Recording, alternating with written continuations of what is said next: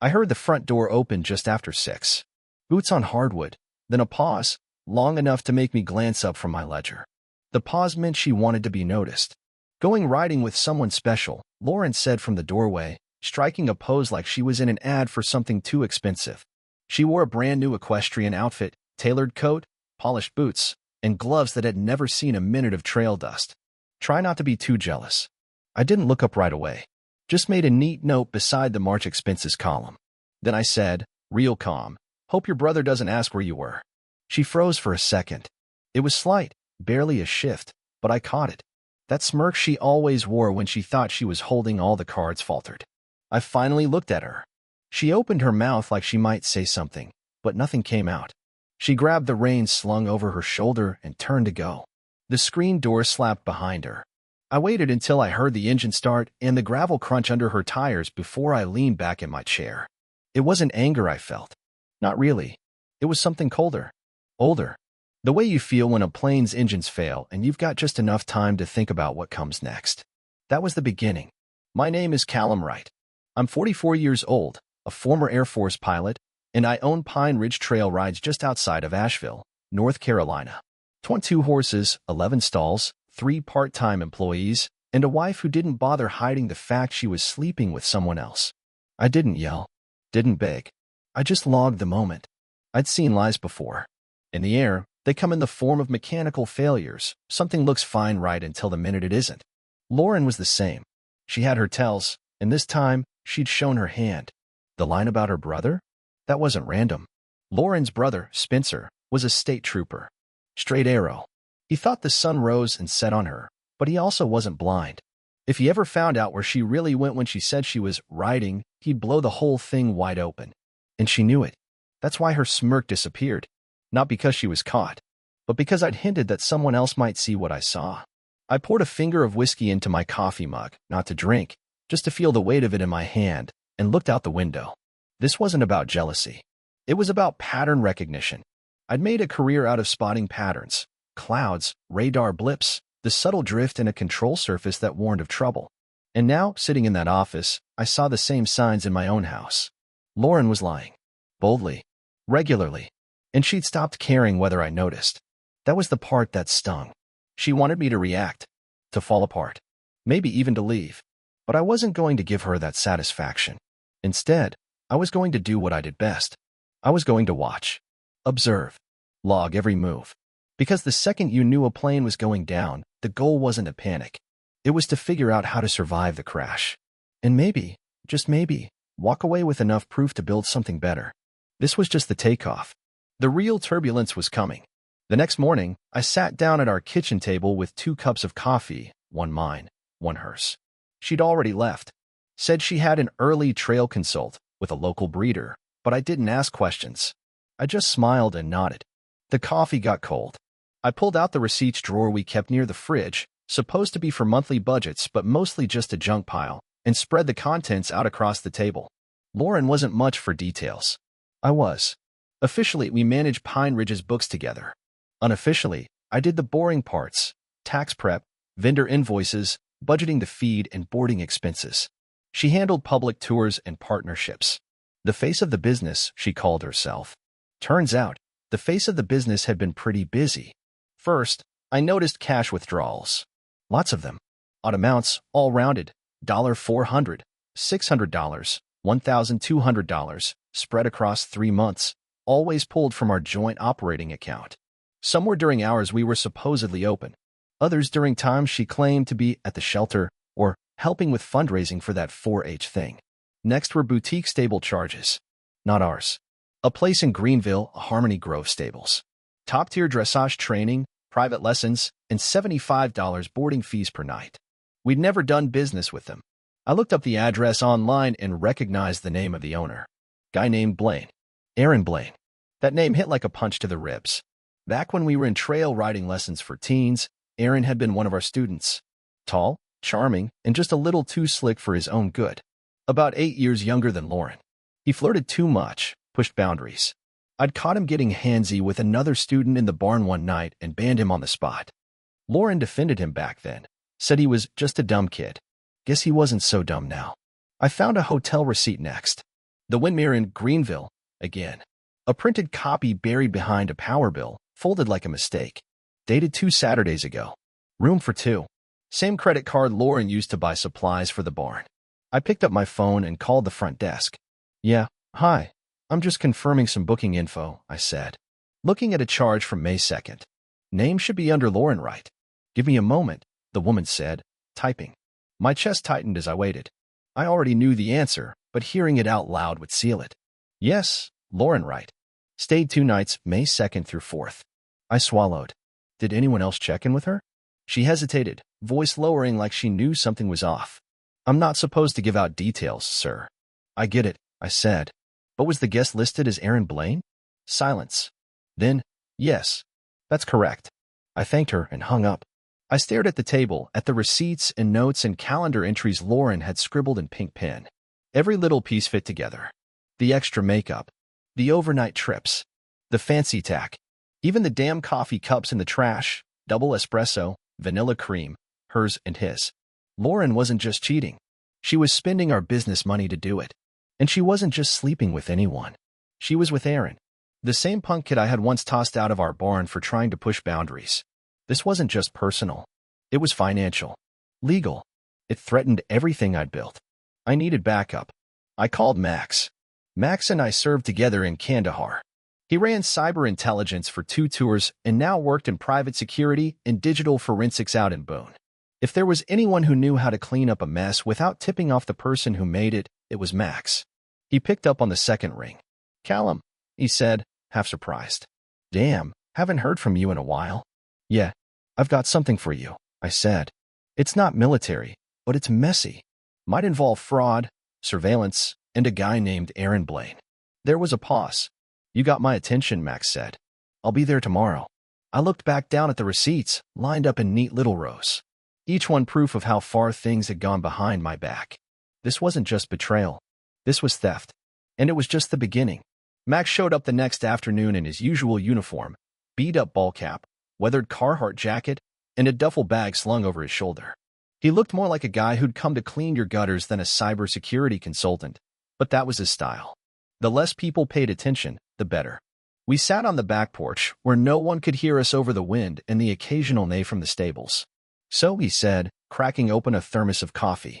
Tell me everything. I laid it out. Every withdrawal, every hotel charge, the boutique stables, Aaron Blaine, all of it. He listened without interruption, occasionally jotting notes in a pocket-sized notepad. When I was done, he leaned back in his chair and blew out a breath. Well, he said, you've definitely been played. The question now is, how do you want to handle it? I want to build a case, I said. No confrontation. No shouting. I want proof. Every last piece of it. Max gave a slow nod. Then we go quiet. You don't change a thing. Don't get angry. Don't act suspicious. Just act like nothing's wrong while we dig. He reached into his duffel and pulled out a small black pouch. I brought a couple toys. Inside were 3 tiny motion-activated cameras, each one no bigger than a cigarette lighter. Where's the best traffic? He asked. Shared office. Living room. Maybe the feed room out back. She always takes her calls there. He nodded. Good. I'll install them tonight. You'll get app access. Audio and video both. Just don't stare too much while she's in the room. He gave me a half smile, but it didn't reach his eyes. I'm not here to make a scene, Max. I just want to be ready. He packed the cameras back up. You think Bland's still in the picture? I know he is. Well, Max said, then let's see what he looks like on camera. Lauren came home late again that night. It was nearly 10 when the headlights rolled up the gravel drive. I was sitting on the couch in the lounge, a baseball game muted on the TV, pretending like I hadn't noticed the time. She walked in wearing heels and a new coat I'd never seen before, dark gray suede with white stitching. High-end. Not her usual feed store special.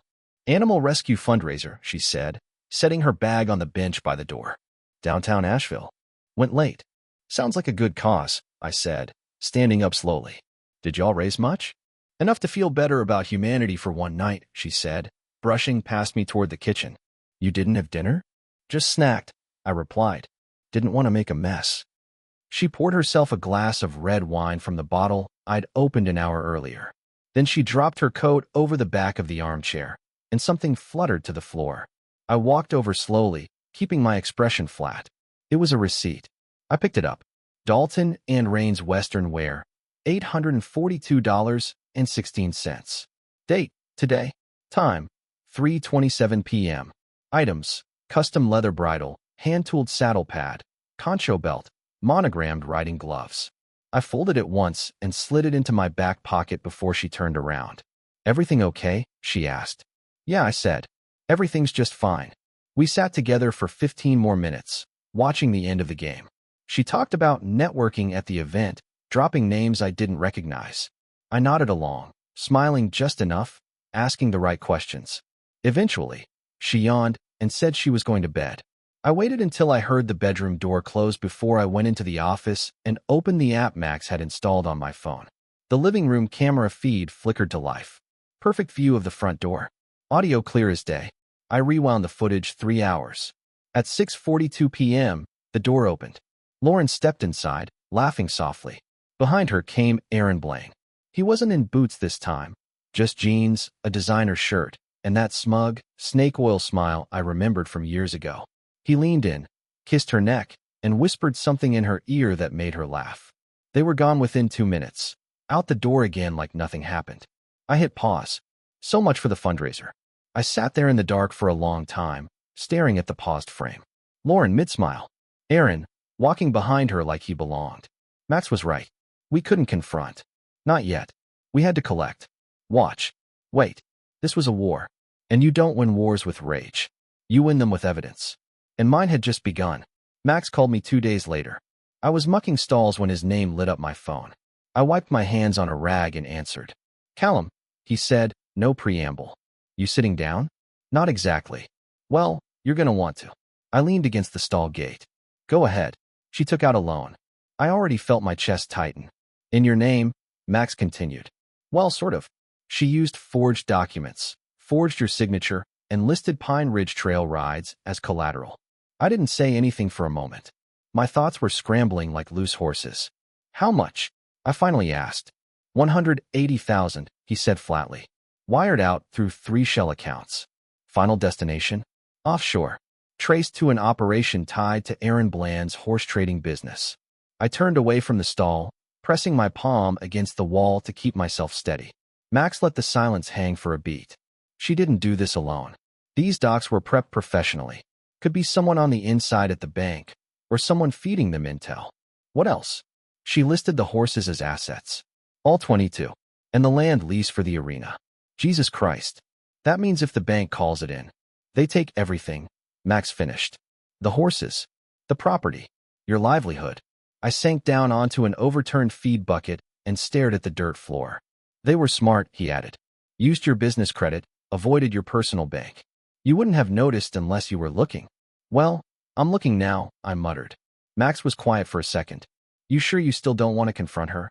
I nodded, even though he couldn't see me. We're not done gathering. Okay, I'll keep digging. But Callum.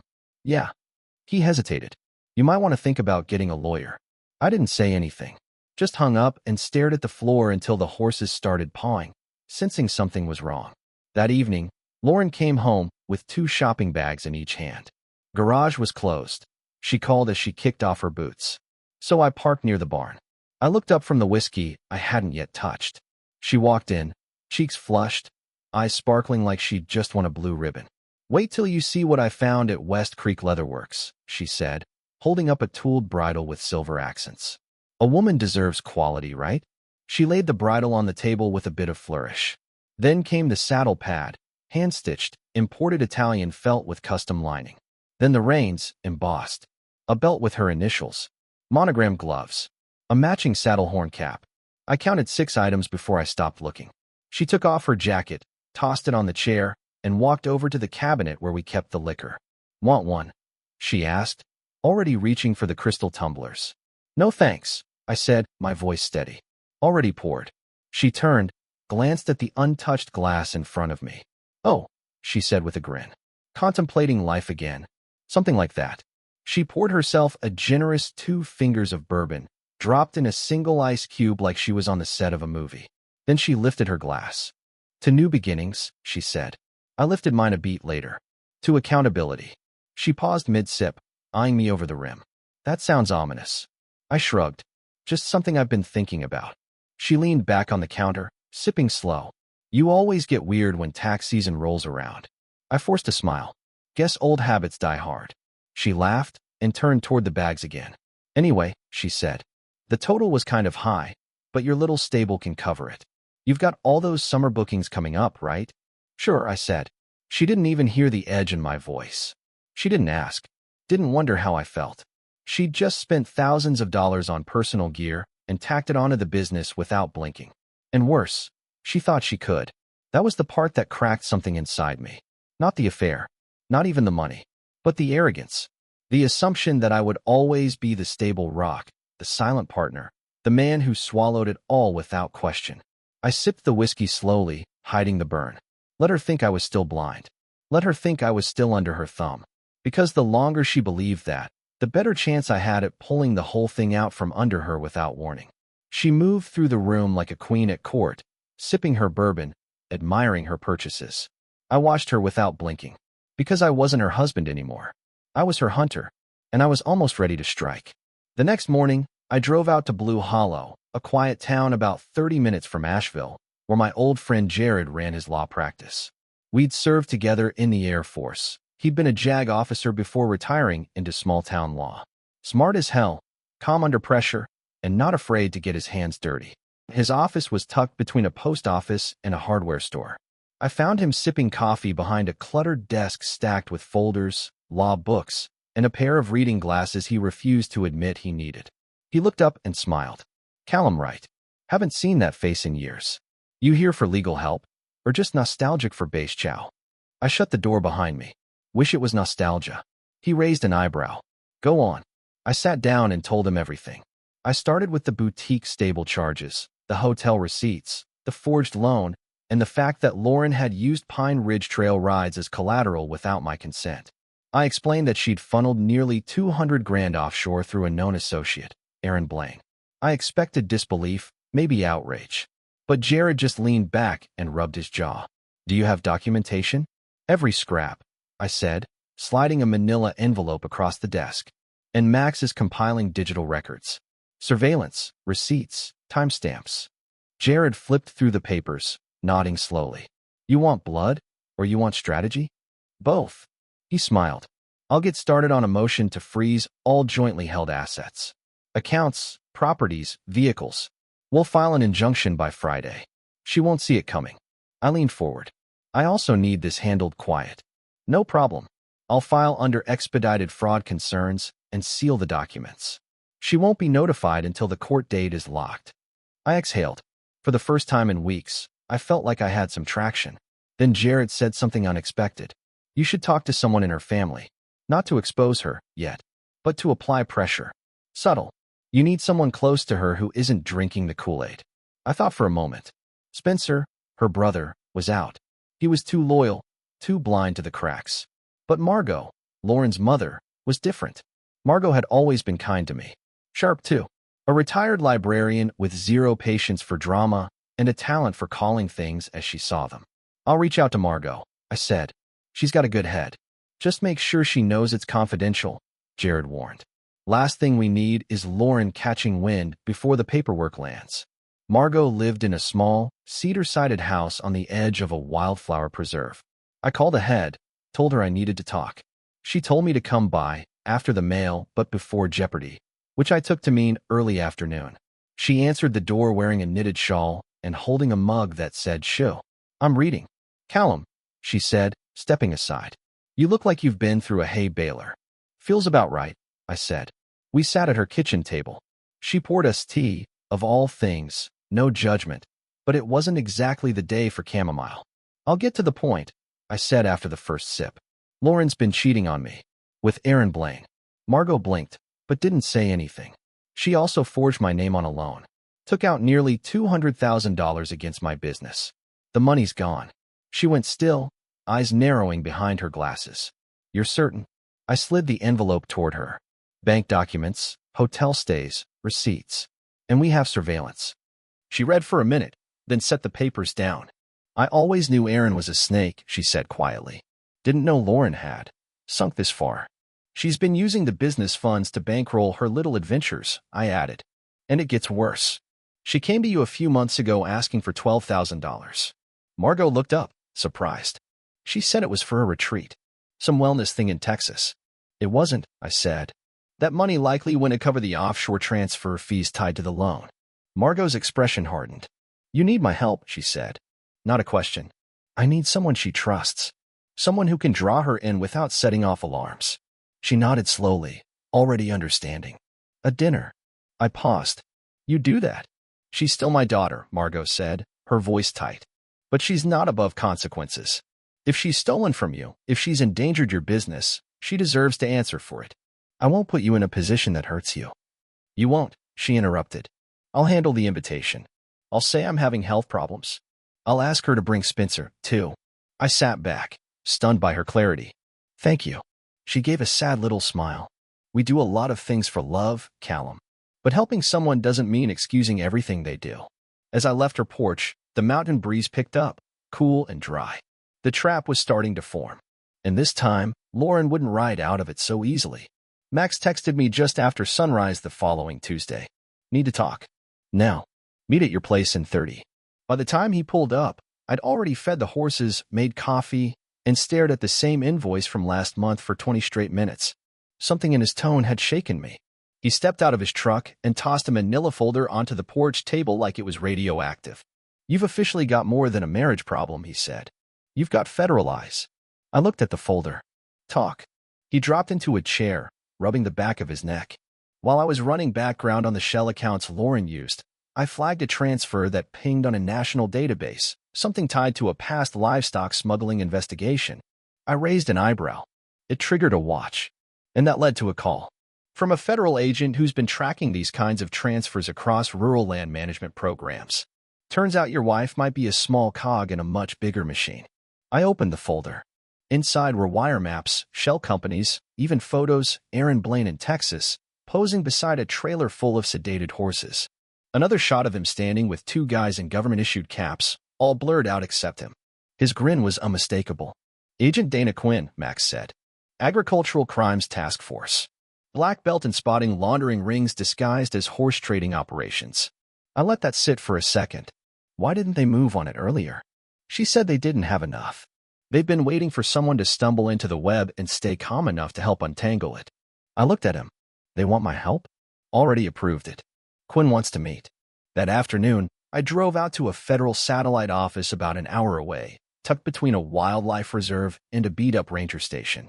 The kind of place you'd never suspect held anything more than a few fishing licenses and bear warnings. Agent Quinn was mid-40s, dressed in worn jeans and a flannel. Sharp eyes. Calm energy. She shook my hand and got straight to the point. We've been building a case against Aaron Blaine for over a year, she said. He's been using boutique stables and training facilities as fronts. Horses are marked up on paper for insurance and resale scams, and the funds get pushed through real estate deals or shell companies, usually overseas. And Lauren? I asked. She's listed as a minor facilitator, low on our target list. But the forged loan in the transfer trail just bumped her up. We think she knew more than she let on. Possibly more than she was comfortable with. I nodded, lips pressed tight. But here's where it gets interesting, Quinn said. She's also been meeting with a state trooper named Granger. Ever heard the name? I stiffened. Yeah. Spencer's mentioned him. Old family friend. Well, he's not just a trooper. He's been flagged internally for informal settlements. Helping certain folks quietly resolve legal matters for a price. You're saying he's dirty? We can't say that yet. But he's helped cases involving Blaine disappear before they ever reached the court docket. The room was suddenly cold. So what do you need from me? I asked. Play along, she said. Act like nothing's wrong. Keep doing what you're doing. The more comfortable Lauren and Aaron get, the more they'll slip. You've already got surveillance. We'll back that up with our own tools. I leaned forward. And when it's time, we'll be there, she said. But Callum, this only works if you don't tip your hand. No accusations. No changes. Pretend your world is still intact. I stood and shook her hand again. I've been pretending for weeks. What's a little longer? Back at the ranch, Lauren was brushing her hair in the bathroom when I walked in. She looked over her shoulder and smiled, like nothing had happened. Everything good? She asked. Yep, I said, unbuttoning my shirt like it was any other night. Just another day in paradise. She laughed, not knowing the net was tightening. She thought she was playing a game, but I had just joined a much bigger one. And this time, I wasn't playing alone. The trap was set for Friday evening at Margot's ranch house, the kind of place that hadn't changed since the early 90s. Lace curtains, cross-stitch wall art, a dining room table big enough for 6 but never used for more than 3. Margot had called Lauren earlier that week, voice low and worried. Said she hadn't been feeling right. Asked if she'd come by for a quiet dinner. Said it would mean a lot if Spencer came, too. Said nothing about me. Lauren agreed without hesitation. By 6:30, the table was set. Margot's apple-scented candles were lit. Roast chicken in the oven. Everything looked normal on the surface. But everyone else knew what was coming. Jared sat at the end of the table with a folder beside his plate. Spencer, ever the good son, had brought flowers for his mom and a 6-pack of local craft beer. He didn't know yet about Lauren, about the loan, about how deep the hole really went. But he'd been told to wait and listen. And me? I was calm. The kind of calm that feels like steel under the skin. The front door opened at 6:53. Lauren stepped in, smiling like a politician. Her hair curled. Dressed like she was headed to a fundraiser. Not a single trace of guilt in her eyes. "Mom," she said brightly, walking in with a paper bag of lemon tarts. "You didn't tell me everyone would be here." She spotted me next. Her smile faded slightly. "Callum." "Lauren." I pulled out her chair. She hesitated, then sat. Spencer handed her a drink and took the seat beside her. "You okay?" he asked. "You look surprised." "Just wasn't expecting." "A group," she said slowly, eyeing the others. "Is something wrong?" Margot placed a linen napkin in her lap. "Yes, dear. Something's very wrong." The silence that followed was like thunder. Lauren looked between us, eyes narrowing. "What is this?" I reached down and slid a folder in front of her. Neatly organized. Dates, signatures, wire transfers, printed surveillance stills. "This," I said, "is everything you've done behind my back for the last 6 months." Her hands didn't move. She didn't even touch the folder. "What are you talking about?" she said softly, still trying to play dumb. Jared leaned forward. "Forgery. Fraud. Unlawful use of collateral. Money laundering pending confirmation of your knowledge of destination accounts." She blinked. "Wait. What?" Spencer frowned. "Lauren, I don't. This is ridiculous," she snapped, turning toward him. "You believe this?" "He's trying to trap me." "I haven't said anything yet," I replied. "We're just laying out facts." Lauren's voice started to rise. "I don't know where you're getting this information, but I've done nothing illegal." Then came the knock on the front door. Sharp. Official. Margot stood, walked calmly down the hallway, and opened it. Agent Dana Quinn entered the room with her badge already displayed. Lauren stood up so fast her chair screeched backward. "Lauren Wright," Quinn said, voice firm but not unkind. "You are under investigation for fraud, forgery, and conspiracy to commit financial laundering. We need you to come with us." Lauren's eyes were wild now, darting from Quinn to me to her mother. "You can't be serious." "Spencer, tell them this is insane." Spencer stood but didn't speak. His jaw clenched, his hands fist at his sides. "Spencer," she barked. He didn't meet her eyes. "I trusted you," he muttered. Lauren turned to me, her voice cracking. "Callum, we can fix this. You and me. Please." I stood slowly. Walked toward her. Stopped just 2 feet away. "You already fixed it," I said coldly. "To your name alone." That hit harder than anything else. Her whole body sagged like the floor had vanished beneath her. Quinn nodded at her partner, who stepped in and gently took Lauren's arm. She didn't resist. Not anymore. As they walked her out, she looked back one last time. Not angry. Not smug. Just hollow. The silence after the door closed was different. Relieved. Margot walked to the kitchen, poured herself a glass of wine, and took a long sip. "I always suspected she was reckless," she said. "Didn't think she was criminal." Spencer sat down heavily. "Jesus." Jared handed me a document. "Asset freeze is in effect. The rest is in the Fed's hands now." I nodded, eyes on the folder still sitting where Lauren had left it. The evidence wasn't just a trail. It was a map. And now we were finally headed out of the storm. 2 days after the dinner, I got a call from Agent Quinn. "Callum," she said, "we need to meet. Now. It's urgent." Her voice wasn't just serious, it was tight. Controlled. The kind of voice I'd heard from commanders right before a mission went sideways. I drove straight to the field office, a low-slung building tucked behind a forestry station just outside Arden. Quinn met me at the back entrance and led me into a small room with no windows and a humming air vent. She dropped a folder on the table. A second later, she dropped a black riding saddle beside it. "Recognize that?" she asked. I didn't need to look twice. It was my saddle. Custom-stitched, reinforced leather seat, the initials CW stamped into the flank strap. The one I used for mountain trail demos, especially for first-time riders. "What the hell's it doing here?" I asked. Quinn opened the folder. It was recovered from Aaron Bland's trailer this morning. Along with this, she pulled out a small, palm-sized device with an antenna. "GPS unit," she said. "Preloaded with your route from last Thursday's demo ride." My heart thumped once, hard. "And that saddle?" she continued. The cinch was altered, stitched in a way that looked normal, but would fail under heavy stress, specifically on uneven terrain. It took a second for that to sink in. "Are you saying?" "Yes," she said. "Blaine rigged it to cause a fall. You'd have been halfway through the ride, on a rocky slope, when the cinch snapped and sent you flying off the horse." I sat back in the chair, mind blanking for a second. They were going to kill me. "Blaine?" "Yes," she said. "Lauren?" "That's harder to say." From what we gathered, she backed out. She stopped returning his calls after the money cleared. That's likely why they rushed the financial hit. He lost his inside leverage. I stared down at the saddle. The leather looked perfectly fine. The stitching clean, the padding intact. "Had you used it," Quinn added, "we don't think you would have survived. The trail's too narrow, the slope too steep. It would have looked like an accident. Just another riding tragedy." She let that settle between us. "Aaron's in custody?" I asked. "Picked him up this morning. He had backup tack with the same rigging. Same GPS tracker. His van had a folder labeled, Route Notes, CW. I closed my eyes. Breathed out slow. "How close did I get?" I asked.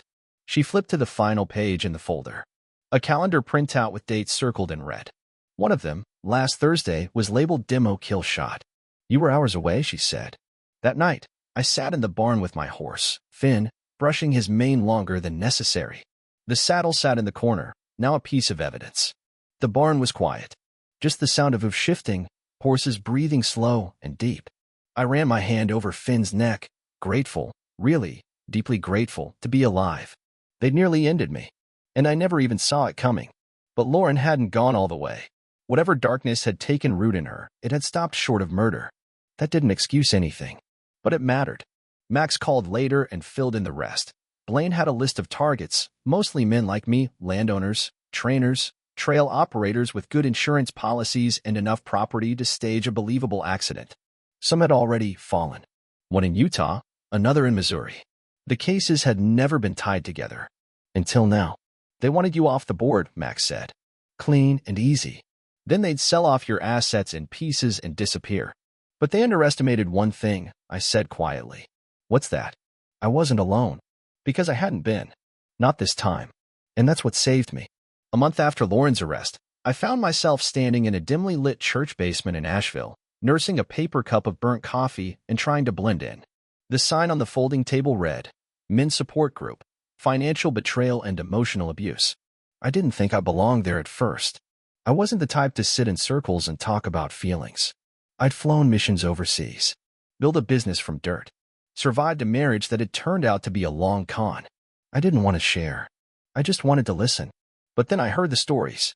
A man whose wife secretly emptied their college fund for a business coach who promised to make her an influencer.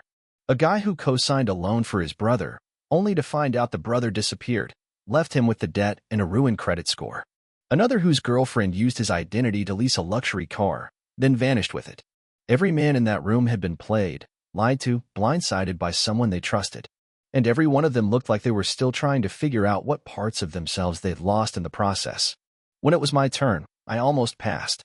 Then I said, "My name's Callum. I run a trail riding business outside of town. A few months ago, I found out my wife was cheating on me with a guy I banned from our property years ago. That wasn't the worst part. She also forged my name on a loan, drained our business account, and nearly got me killed in a staged accident. She's facing federal charges now. So is the guy." No one spoke for a second. Then someone let out a low whistle. A guy in the back muttered, "Holy hell." I gave a small, humorless smile. "Yeah, it's been a year." A few people chuckled quietly, not because it was funny, but because they understood the absurdity of it all. How betrayal makes everything surreal. Another man, mid-50s, wiry build, calloused hands, asked, "How do you even start over after that?" I thought for a second. "Piece by piece," I said, "and with the right people beside you." I saw a few heads nod. After the meeting, the wiry man came over. Said his name was Darren. Owned a small plumbing business. Said his ex-wife cleaned him out after 15 years and left him with a storage unit full of her boyfriend's junk. "I've been too embarrassed to tell anyone about the money," he said. Felt like I should have seen it coming. I clapped a hand on his shoulder. "They count on that, Darren. Shame's how they keep you quiet." We talked for a while. Swapped stories. Laughed, eventually. Not because things were okay, but because they weren't. Yet somehow we were still standing. Later that week, I got a message from the group's coordinator asking if I'd consider speaking at a local outreach event next month, share my story, maybe help others spot the signs early. I didn't say yes right away, but I didn't say no. Because maybe, just maybe, the thing that tried to break me could become the thing that made someone else strong. That night, I walked the perimeter of my property, lantern in hand. The horses were calm, the air cool and still. And for the first time in a long time, I didn't feel like a man trying to hold things together. I felt like someone who already had. 6 months later, Pine Ridge Trail rides didn't look like the same place. The barns were cleaner. The fences repainted. We had more riders than ever, but it wasn't just tourists on vacation or kids on field trips anymore. Now, we ran something called Honest Trails, a community program for people recovering from financial betrayal, scams, emotional manipulation. We offered free trail sessions, group talks, and therapy referrals. Nothing fancy, just a chance to breathe fresh air and feel steady again. The idea came from Margot. After the dust settled and Lauren was indicted, Margot told me she wanted to do something useful, something redemptive. "She's still my daughter," she said, "but that doesn't mean I have to carry her damage." So she became the face of the program, organized brochures, spoke at community centers, even got a write-up in the local paper. The photo was of her standing in front of the stables, arms crossed, smile proud. Underneath the headline, "Turning Pain into Pathways, Local Ranch Offers Healing on Horseback." People came, some embarrassed, others angry, many just quiet. They rode. They talked. Sometimes they just stood by the fence and watched the horses breathe. I got letters, too. A man from Tennessee who'd been scammed by a fake property deal. A retired teacher whose daughter wiped her out to fund a crypto cult. A young guy whose best friend disappeared with the down payment for their gym. Every story was different, but they all said the same thing. I thought I was the only one. I thought I was stupid. I thought I'd never come back from it. That's when I knew this place had found a new purpose. The Fed sent me a letter not long after. A commendation, signed by Agent Dana Quinn herself, for outstanding cooperation and integrity during a multi-state agricultural fraud investigation. I stuck it in the office drawer next to a framed photo of Finn, my favorite trail horse. Seemed right that the two should sit side by side. Life had steadied into something quieter, better. One morning, I saddled up early and rode out with a new student, Kara, mid-20s, sharp-eyed, quiet type. She'd been tricked by a fake nonprofit that left her in debt and doubting herself. We rode in silence for the first mile. Then she asked, "You ever think you'd end up here, doing this?" I laughed softly. "Not even once." She looked over at me. "But you seem good now. Like you know where you're going." I looked out at the trail ahead, sunlight through pine branches, the familiar creak of leather, the steady rhythm of hooves. "I'm right where I belong," I said. We rode on. No ghosts in the saddle. No need for revenge. Just movement. Growth. Redemption. The kind you only find when you stop asking why it happened and start asking what's next.